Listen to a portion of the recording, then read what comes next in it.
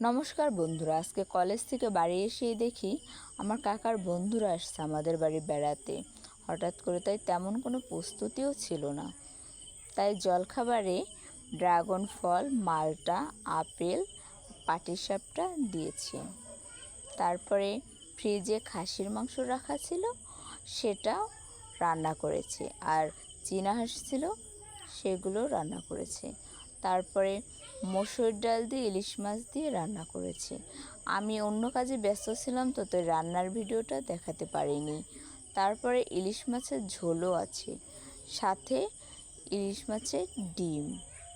তারপরে দই, মিষ্টি এগুলোও আছে। সব শেষে 7 আপও দিয়েছি।